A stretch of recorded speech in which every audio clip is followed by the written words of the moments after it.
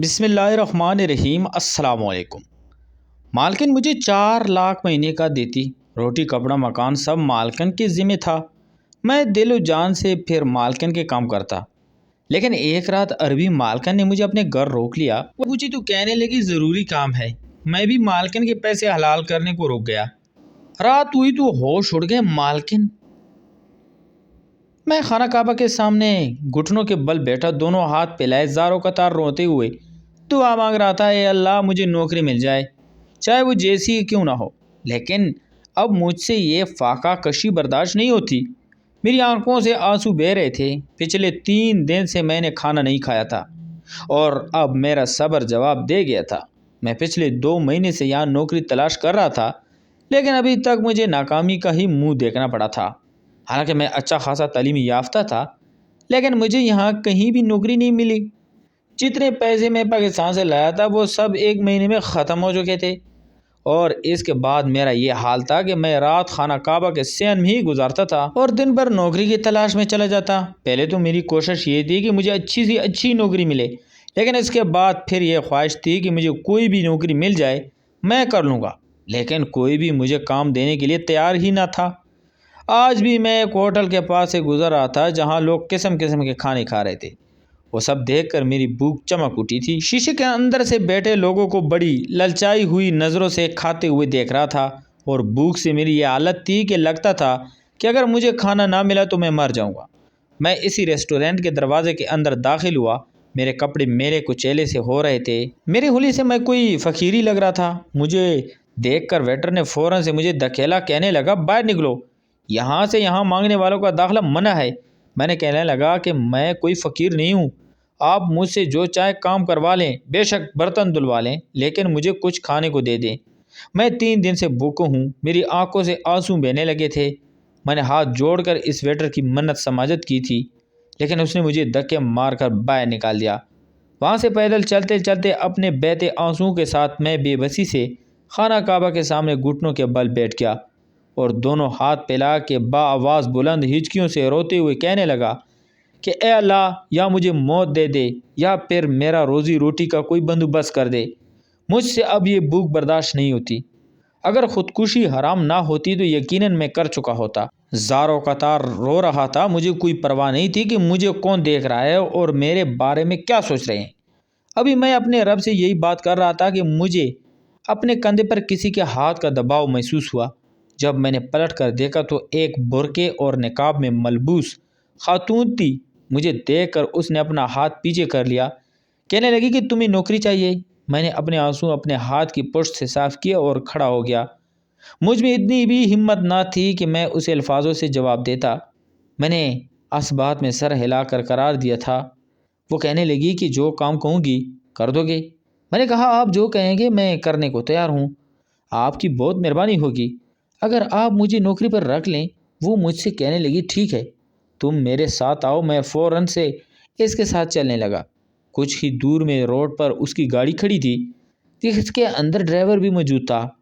گاڑی کی پچھلی نشست پر بیٹھ گئی اور مجھے آگے بیٹھنے کا اشارہ کیا۔ میں ڈرائیور کے ساتھ فرنٹ سیٹ پر بیٹھ گیا۔ 20 سے 25 منٹ کی مسافت کے بعد گاڑی ایک گھر کے سامنے کھڑی ہوئی تھی۔ وہ ایک چھوٹا سا بنگلہ نما گھر تھا۔ ڈرائیور نے گاڑی باہر ہی پارک کی تھی۔ پارکنگ ایریا باہر بنا ہوا تھا۔ جیسے ہی ڈرائیور گاڑی سے اترا اس نے چابی مالکن کو پکڑا دی۔ مالکن نے کہا ٹھیک ہے، تمہارا کام ختم، اب تم جا سکتے ہو۔ یہ سنتی ہی وہاں سے چلا گیا۔ اس مالکن نے میرے سامنے اپنے گھر کا تالا کھولا تھا۔ گھر میں اس کے اور میرے علاوہ اس وقت کوئی نہیں تھا۔ جیسے ہی میں اس کے گھر میں داخل ہوا، سامنے لاؤنج تھا اور لاؤنج میں ہی ایک کونے میں کچن بنا ہوا تھا۔ وہ مجھ سے کہنے لگی کیا کچھ کھانا ہے؟ تمہیں تو بھوک لگی ہے۔ اس وقت میری بھوک سے بری حالت تھی۔ میں نے کہا جی ہاں، جو ہے مجھے فوراً کھانے کو دے دیں، اگر 2-4 دن کا پرانا باسی بھی ہے نہ تب بھی میں کھا لوں گا۔ اور یہ میری بھوک کی شدت کی آخری حد تھی کہ میں باسی کھانا بھی کھانے کو تیار تھا۔ مجھے یاد آنے لگا کہ پاکستان میں اپنی والدہ کو کھانے کے معاملے میں کتنا پریشان کرتا تھا۔ جب بھی وہ بھنڈی یا ٹینڈے یا سبزی دال میرے سامنے رکھتی تو میں جھٹ سے پلیٹ پیچھے کو دھکیل دیتا۔ کہتا اماں آپ کو بس یہی چیزیں ملی ہیں پکانے کے لیے؟ وہ کہتی تھی کہ تمہاری نوکری بھی ابھی نہیں لگی اور تمہارے والد کی پینشن سے پورا مہینہ مجھے گزارنا ہوتا ہے، بہت مشکل ہو جاتی ہے۔ میں منہ بنا کر بیٹھ جاتا کہ ٹھیک ہے مجھے کچھ نہیں کھانا، میں بھوکا ہی سو جاؤں گا۔ میں جانتا تھا کہ میری ماں کو کبھی بھی چین نہیں ملے گا۔ اگر میں بھوکا لیٹ گیا تو اس لیے وہ اپنے کمرے میں جاتی اور مجھے 200-300 روپے لا کر پکڑا دیتی، کہتی ٹھیک ہے جاؤ اپنی مرضی کا کھا لو، لیکن کوشش کرو کہ تمہیں نوکری جلد از جلد مل جائے۔ میں کہتا اماں میں روز شہر جاتا ہوں نوکری ڈھونڈنے، اب نہیں مل رہی تو کیا کروں؟ میں نے BA کی تعلیم مکمل کی تھی اور میں چاہتا تھا کہ میری نوکری ایک بہت بڑی فارم میں لگے۔ اول تو میری نوکری کہیں لگتی نہیں تھی، اور اگر لگ بھی جاتی تو وہ میرے معیار کی نہ ہوتی، اس لیے میں اس نوکری کو فوراً سے چھوڑ کر آ جاتا۔ میری والدہ مجھے اس بات پر بہت ڈانٹتی تھی کہ تم تھوڑی سی ہی ابتدا کرو شہزاد، اللہ تمہارے کام کو بڑھا بھی دے گا، برکت بھی ڈال دے گا۔ تم 20,000 کی نوکری چھوڑ آئے ہو، جانتے ہو کہ 20,000 میں ہمارے حالات کچھ تو بہتر ہو سکتے ہیں۔ میں کہتا اماں مجھے یہ چھوٹی موٹی نوکری کرنی ہی نہیں ہے، میں تو چاہتا ہوں کہ میری بہت بڑی فارم میں نوکری لگے جہاں کی تنخواہ لاکھوں سے شروع ہو۔ پاکستان میں بھی جوتیاں گھسیٹتے گھسیٹتے 1 سال گزر گیا تھا، لیکن مجھے میرے مطلب کی نوکری نہیں ملی تھی، اس لیے میں نے اپنی ماں کا سارا زیور بیچا اور سعودیہ میں آ گیا کہ یہاں میں اچھا کماؤں گا اور اپنی والدہ کو بھی خرچہ بھیجوں گا۔ میں تو اپنی ماں کو یہ آس دلا کر آیا تھا کہ جیسے ہی میرا کام سعودیہ میں سیٹ ہوا میں انہیں بھی وہاں بلا لوں گا۔ اس بات پر وہ بہت خوش تھی، لیکن 2 ماہ سے یہاں بھی مجھے مسلسل ناکامی کا منہ دیکھنا پڑ رہا تھا، اور اب یہ خاتون مجھے نوکری دینے کو تیار تھی۔ اب لب و لہجے سے یہ عربی لگتی تھی۔ جب تک میں نے ان کا چہرہ نہیں دیکھا تھا اس نے میرے سامنے پلاؤ رکھا، میں نے فٹافٹ سے کھانا شروع کر دیا۔ 3 دن بعد نصیب ہوا تھا میں بہت عجلت سے کھانا کھا رہا تھا، ساتھ ساتھ پانی بھی پی رہا تھا۔ کافی دنوں بعد میں نے سیر ہو کر کھانا کھایا تھا۔ وہ مالکن مجھے مسلسل دیکھ رہی تھی، شاید میرے یوں کھانے پر مجھے دیکھ ہی رہی تھی، لیکن مجھے پرواہ نہیں تھی، مجھے اپنا پیٹ بھرنا تھا۔ یہ 3 دن سے بھوک کی وجہ سے مجھے دہائیاں دے رہا تھا۔ پھر وہ خاتون مجھ سے کہنے لگی کہ تم سامنے کمرے میں آج رات سو جاؤ، میں تمہارا باقاعدہ انتظام کر دوں گی۔ میں فوراً سے اس کمرے میں چلا گیا، پنکھا چلایا اور بیڈ پر لیٹ گیا۔ کافی دنوں سے میں صحیح سے سو ہی نہیں پایا تھا، اس لیے مجھے بڑی گہری نیند آئی تھی۔ صبح جب میری آنکھ کھلی تو صبح کے 9 بج رہے تھے۔ میں ہڑبڑا کر اٹھ بیٹھا، میری نوکری کا پہلا دن ہے، میں اب تک سو رہا ہوں۔ میں کمرے سے باہر آیا تو وہ عربی میڈم اب بھی نقاب میں ہی بیٹی میرا انتظار کر رہی تھی۔ مجھے دیکھ کر سامنے صوفے پر بیٹھنے کا اشارہ کیا، میں فوراً سے سامنے صوفے پہ بیٹھ گیا۔ وہ کہنے لگی کہ میں نے اپنے ڈرائیور سے بات کر لی ہے، رات کو تم اسی کے گھر پر جا کر سویا کرو، اور کھانے پینے کا بھی تمہارا انتظام کروں گی۔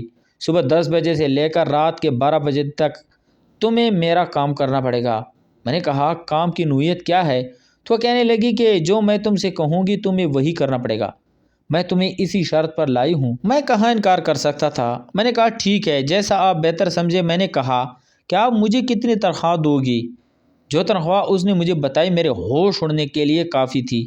وہ مجھے اتنے ریال دینے کے لیے تیار تھی جو کہ پاکستانی 4 لاکھ بنتے تھے۔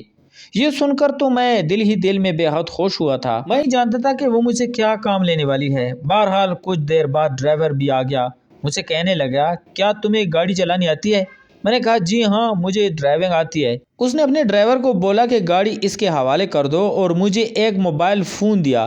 کہنے لگی میں تمہیں اپنا ہر کام اسی فون پر بتاؤں گی اور تم وہ کر دینا۔ میں نے کہا جی مالکن جیسا آپ کا حکم۔ جو بھی کام ہوتا وہ مجھے فون پر بتاتی اور مجھے گاڑی لے کر وہیں پہنچنا ہوتا۔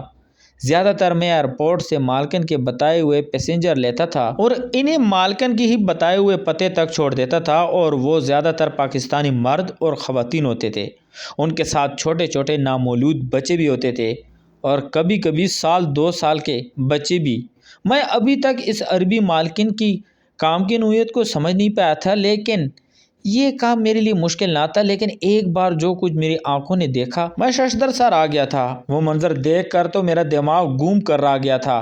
میرے مالکن جو بھی کام کر رہی تھی مجھے لگا جیسے وہ ناجائز ہے اور غلط ہے، لیکن ابھی میں کچھ کہہ نہیں سکتا تھا کیونکہ میرے پاس باقاعدہ کوئی ثبوت نہ تھا۔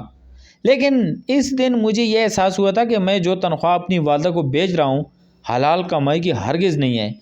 اب میں نوکری بھی نہیں چھوڑ سکتا تھا، اگر میں ابھی چھوڑ دیتا تو کرتا کیا؟ میں شش و پنج میں مبتلا تھا۔ کبھی یہ سوچتا کہ آج تک میری ماں نے مجھے کبھی حرام نوالا نہیں کھلایا، وہ خود بھی کپڑے سی کر محنت کرتی تھی اور میرے والد کی وفات کے بعد ان کی پنشن میں ہی گزارا کرتی تھی۔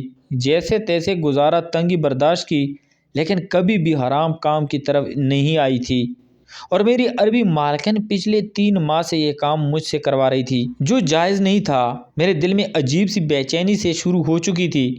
پہلے تو میں اس کام سے ناواقف تھا، اس لیے مجھے وہ کام کرنے میں کوئی اعتراض نہ تھا، لیکن جو منظر میں نے آج دیکھا تھا، میں سوچ میں پڑ گیا تھا کہ کیا کروں۔ ایک طرف میری مجبوریاں تھی اور دوسری طرف عربی میڈم مجھے اچھے خاصے پیسے دے رہی تھی، جو میری ضرورتوں کو پورا کرنے کے بعد بھی بچت کی صورت میں مجھے مل رہا تھا۔ دماغ مجھے یہ کہہ رہا تھا کہ اللہ تعالیٰ غفور الرحیم ہے، تم کیوں فکر کرتے ہو؟ تم غریب ہو، مجبور اور بے بس ہو، تمہیں جو کام مل رہا ہے چپ چاپ کرتے رہو، بعد میں اللہ سے معافی مانگ لینا۔ لیکن پھر میرا دل مجھے یہ کہنے لگا کہ نہیں، چھوڑ دو یہ کام، ورنہ تم برائی کی دلدل میں پستے چلے جاؤ گے۔ میں اپنے اندر چھڑی ضمیر کی جنگ میں الجھ کر رہ گیا تھا۔ میری مجبوری یہ تھی کہ میری عربی مالکن میرا پاسپورٹ لے چکی تھی اور 1 سال کا میں ایگریمنٹ بھی کر چکا تھا کہ میں وہ سب کچھ کروں گا جو مجھے کہے گی۔ اگر میں اس سے بات کرتا تو صاف کہہ دیتی کہ تم اس بات پہ راضی تھے۔ سمجھ نہیں پا رہا تھا کہ اب میں کیا کروں۔ میں بری طرح سے پھنس چکا تھا۔ پہلے تو میں کام کی نوعیت سے ناواقف تھا، لیکن اب تو میں جانتا تھا کہ میں یہ کیا کر رہا ہوں۔ لیکن میں نہیں جانتا تھا کہ میری مالکن کتنی تیز اور ہوشیار ہوگی۔ چالاکی سے وہ مجھے اپنے کام کے لیے استعمال کر رہے تھے۔ بہرحال میں یہ سوچ رہا تھا کہ میں کیسے اپنے مالکن کے اس کام سے اپنی جان چھڑواؤں، کیونکہ اگر مالکن پکڑی جاتی تو میں بھی اس کے ساتھ جیل میں جا سکتا تھا۔ میں اسی شش و پنج میں مبتلا تھا، کیا کروں اور کیا نہ کروں۔ پوری رات میری کروٹ بدل کر گزری تھی۔ میں نے اپنے برابر والی چرپائی پر دیکھا تو دوسرا ڈرائیور بے خبر سو رہا تھا۔ وہ بھی اس عربی مالکن کے کام کی نوعیت جانتا تھا، لیکن اسے پیسے سے غرض تھا۔ حالانکہ پہلے بھی میں نے اس سے کئی بار پوچھا تھا کہ مالکن کیا کام کرتی ہے اور پاکستانی لوگوں کو یہاں بلا کر کیا کام دیتی ہے۔ میری اس بات پر اس نے مجھے گور کر دیکھا تھا۔ کہنے لگا، زیادہ سوال و جواب مت کرو، 4 لاکھ چھوٹی رقم نہیں ہوتی۔ آم کھاؤ، گڈلیاں گننے کی کوشش مت کرو۔ پیسے مل رہے ہیں نا، جس سے تمہیں اور تمہارے گھر کی ضرورت پوری ہوتی ہے، بس اتنا کافی ہے۔ اگر تم نے عربی مالکن کے کام کی نوعیت کو سوچنا اور سمجھنا شروع کیا تو وہ تمہارے ساتھ جو کرے گی تم سوچ بھی نہیں سکتے۔ تمہیں وہاں جا کر مار دے گی جہاں تمہیں پانی بھی نصیب نہیں ہوگا۔ بے حد پریشان ہو کر آ گیا تھا، کیونکہ میرا دل اب اس چیز کے لیے آمادہ ہی نہیں تھا۔ میں جان بوجھ کر حرام نوالے اپنے اندر نہیں اتار سکتا تھا۔ اگلے روز مالکن نے مجھے پھر سے ایئرپورٹ جانے کے لیے کہا تو میری گاڑی میں جو پیسنجر بیٹھے تھے، میں نے ان سے ہی سوال کیا کہ وہ یہاں کیوں آتے ہیں۔ مجھے وہ 4 عورتیں اور ایک مرد تھا۔ مرد میرے ساتھ برابر والی سیٹ پر بیٹھا تھا۔ کہنے لگا، تمہیں اس سے کیا مطلب کہ ہم کیوں آتے ہیں؟ میں نے کہا، جس کام کے لیے آپ لوگ یہاں آتے ہو، آپ جانتے ہیں کہ اس کام کی اجازت یہاں کی حکومت کی طرف سے نہیں ہے۔ اس کام کی وجہ سے پاکستان بدنام ہو رہا ہے، ہمارے ملک کا نام ڈوب رہا ہے۔ وہ کہنے لگے، آپ اپنے کام سے کام رکھو، ہمیں زیادہ قانون مت پڑھاؤ۔ وہ شخص کافی تپا ہوا تھا۔ جیسے ہی میں نے اسے مقررہ جگہ پر اتارا، کچھ دیر بعد ہی میڈم کا بڑے غصے سے مجھے فون آیا تھا۔ کہنے لگی، فوراً سے میرے پاس آؤ، مجھے تم سے بات کرنی ہے۔ میں سمجھ گیا تھا کہ اس شخص نے میڈم کے کان میرے خلاف بھر دیے ہیں۔ جیسے ہی میں میڈم کے گھر پہنچا، وہ کافی غصے میں دکھائی دے رہے تھے۔ کہنے لگی کہ یہ تم کیا میری تفتیشیں کرتے پھر رہے ہو، کبھی ڈرائیور سے تو کبھی ان لوگوں سے، کیا سننا چاہتے ہو تم؟ میں نے کہا، مالکن جی، لوگوں کو میں یہاں پر لاتا ہوں، وہ لوگ یہاں آ کر بھیک مانگتے ہیں۔ میں نے خود اپنی آنکھوں سے دیکھا ہے، اور یہ پاکستان سے خاص طور پر یہاں بھی مانگنے کے ارادے سے آ جاتے ہیں، لیکن یہاں کی حکومت سمجھتی ہے کہ وہ عمرے کے لیے آئے ہیں۔ یہاں کی حکومت ایسی کوئی اجازت نہیں دیتی پاکستان کے لوگ یہاں آ کر بھیک مانگ کر پیسہ کمائیں۔ وہ کہنے لگی کہ تم 2 مہینے تک دھکے کھاتے رہے، کیا تمہیں یہاں نوکری ملی؟ شاید تم اپنا وقت بھول گئے ہو۔ تم نے مجھ سے کہا تھا کہ میں تمہیں جو کام کہوں گی تم کرو گے، کیونکہ اس وقت تمہارا پیٹ خالی تھا، تم بھوک سے مر رہے تھے، اس لیے موت کی دعا مانگ رہے تھے، اس لیے تمہارے لیے سب کچھ جائز تھا، تم تو کچھ بھی کرنے کے لیے تیار تھے۔ اور آج جب کہ اچھا خاصا کما رہے ہو تو تمہارے اندر دینداری جاگ اٹھی ہے۔ میری عربی مالکن پاکستان سے ایسے لوگوں کو عمرے پر بلاتی جو کہ پاکستان میں گداگری مافیا چلا رہے ہوتے۔ بظاہر وہ لوگ عمرے اور حج کے لیے یہاں پر آتے تھے، پر اصل میں وہ یہاں پر بھیک مانگتے تھے۔ وہ پیسہ اکٹھا کرتے، وہ سارے کا سارا پیسہ میری میڈم کو ملتا تھا۔ اس میں سے کچھ پیسے وہ ان لوگوں کو دے دی تھی اور باقی اپنے پاس رکھتی تھی۔ حالانکہ سعودی حکومت میں یہ سب کچھ منع تھی۔ کہنے لگی تمہاری زبان کسی کے سامنے کھلی تو میں تمہیں چھوڑوں گی نہیں۔ میں خاموش ہو گیا۔ وہ کہنے لگی کہ اب تم ڈرائیور کے ساتھ نہیں سو گے بلکہ آج رات میرے ہی گھر میں سو گے، اور اب تم میری نظروں کے سامنے رہا کرو گے۔ شاید وہ میرے ارادے بانپ گئی تھی۔ میں اس دن اس کے گھر پر ہی سو گیا۔ رات کے پہر میری آنکھ کھلی تو میں اٹھ کر خاموشی سے اپنی مالکن کے کمرے میں آ گیا۔ مجھے ہر قیمت اپنا پاسپورٹ حاصل کرنا تھا اور یہاں سے بھاگنا تھا۔ میں یہ ناجائز کام نہیں کرنا چاہتا تھا، نہ ہی اس کام کا حصہ بننا چاہتا تھا۔ میرے پاس کلوروفارم سے رچا بسا رومال موجود تھا۔ اپنی مالکن کے ناک کے قریب کیا، وہ بے ہوش ہو گئی۔ میں نے اس کے پوری کمرے کی تلاشی لی تو مجھے میرا پاسپورٹ مل چکا تھا۔ میں وہاں سے بھاگ گیا اور اگلی ہی روز اپنا ٹکٹ کٹوا کے پاکستان آ گیا۔ یہاں آ کر میں نے نوکری تلاش کی، جو کہ بہت کم تنخواہ کی تھی لیکن حلال کی تھی۔ حلال روزی کی قدر میں نے اب جانی تھی۔ اپنی ماں کی بھی باتیں مجھے اب بری نہیں لگتی تھی، اور نہ ہی دال اور سبزی۔ تو پیارے دوستو، میں امید کرتا ہوں آپ کو آج کی کہانی پسند آئی ہوگی۔ اگر آپ کو ہماری کہانیاں پسند ہے تو ہمارے چینل کو لائک اور سبسکرائب کریں۔ تو ملتے ہیں ایک اور انٹرسٹنگ سٹوری کے ساتھ۔ تب تک اپنا ڈھیر سارا خیال رکھیے گا۔ اللہ حافظ۔